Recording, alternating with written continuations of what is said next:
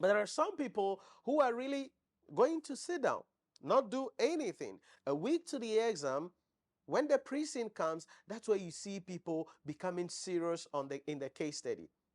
So you want to know the syllabus. You want to know the structure of the questions. You want to know how to write out your answers. And most importantly, how to work with speed and accuracy. So what am I trying to say? I am telling you that whatever subject you are writing, you have to understand the syllabus. Give and take 90-95% of everything in the syllabus, you have to know it. Know it. Not have an idea about it. You know it. Number two, you need to find out what are the structure of questions the examiner is going to be bringing in the subject that I'm writing. Number three, you need to ask yourself, how am I supposed to answer the question?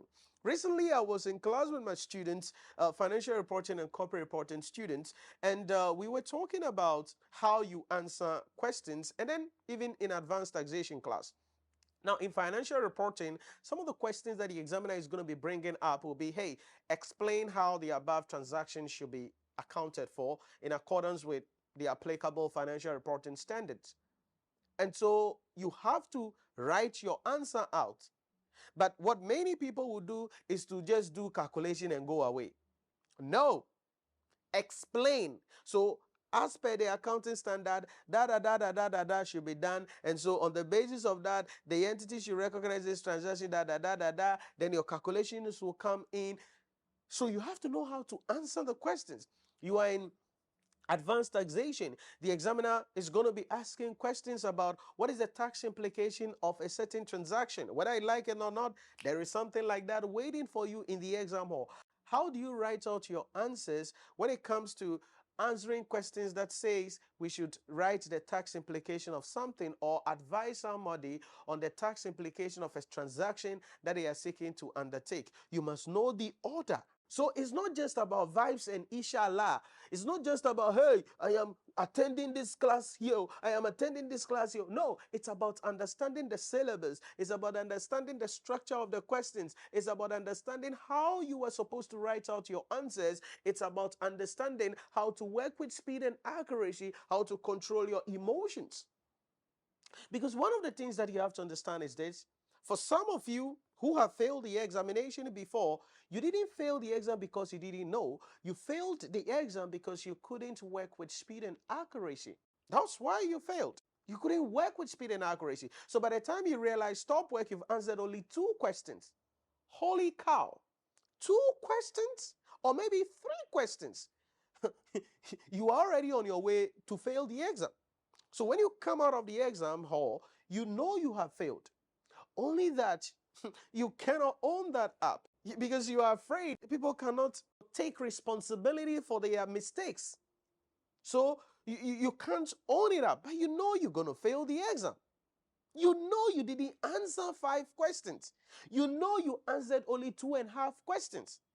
But you fail the exam, then you go and sit somewhere and you're going to be saying that, ICA examination, it is difficult. The way I answered this question, but you know in your heart that you couldn't work with speed and accuracy. You know in your heart that you struggled in the exam hall. You know in your heart that you did not prepare meticulously for the examination, but you sit down and you are just, insulting people, insulting the ICA, sharing your frustration because of your inability to take responsibility for your life.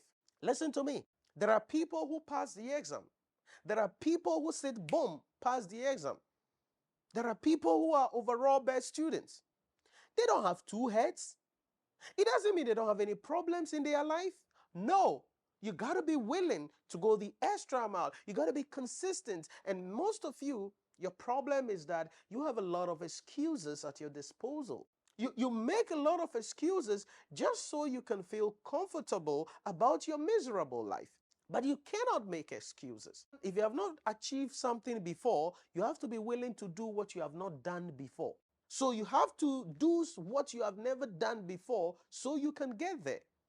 But you are adopting the same strategy, the same approach. I don't careism, doing whatever the heck you like. Then you go to the exam hall, do whatever the heck you like. No, there are rules that you got to follow. There are rules and principles that you got to adhere to. So, if you're going to sit for the exam, all I'm saying is don't just go into the exam hall vibes and inshallah. Yeah, the grace of God is good. Yes, the anointing of the Holy Spirit is great, but the Holy Spirit will not bring you something that you have never done before. All right? Don't stop disgracing God. Stop bringing shame to God. You got to study. You got to sit down. Then as you study, as you are consistent, you are praying for the Holy Spirit. Give me understanding. Help me to remember. Give me understanding. Help me to remember. I tell my students this, that in the exam hall, the anointing of the Holy Spirit is going to be there. But when he comes, he's just going to remind you of the things that you have learned. He's not going to drop anything from anywhere that you have never learned before. No, it doesn't happen. That's not how the grace of God works. So I don't want you to delusionally walk into the exam hall. I want you to walk into the exam hall consciously, bearing in mind that I have studied for this exam, bearing in mind that I have worked for this, and by the grace of God, I'm going to pass this exam. Not that you are going to sit down 3 days to the exam and try to do some shabo things and walk to the exam hall thinking you're going to pass the exam hall. My friend, you're going to fail the exam miserably. And if care is not taken, you're going to give up this journey. But you don't have to give up. You don't have to.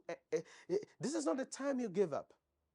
Recently, I was talking to somebody, and the person is like, hey, I feel I've given up. Then I'm like, hey, so what are you going to tell your children? That you started something, you couldn't finish because you were incapable of taking responsibility of your life.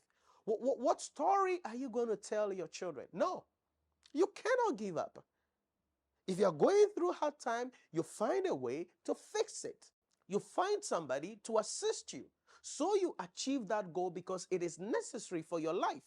So if your children ask you and you give up, what are you telling them? You are telling them that if you try something, 1, 2, 3, and it doesn't work, you give up. No, the light bulb, somebody has to try 1,000 times to make it happen. There are now rockets traveling to the space station. It didn't just start overnight. People started, and boom, the rocket takes off and it blasts. It goes up, but it doesn't get proper landing. Boom, it blasts. But they keep trying. They keep working. They keep changing it. They keep changing it. Foolishness is doing the same thing over and over again and expecting different results. But if you are doing the same thing over and over again with a different approach, then you will have a different result. So I want to really challenge you. And I tell you this always.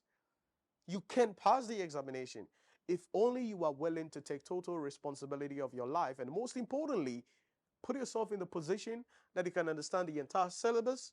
You know the structure of the questions the examiner is going to be bringing. You understand how to write out your answers, and you can work with speed and accuracy. If you can adopt these 4 principles, I can guarantee you, you will go to the exam hall, and by the grace of God, inshallah, you're going to pass the examination. Thanks for watching. Subscribe to the channel, stay connected, and I'll see you in the next one.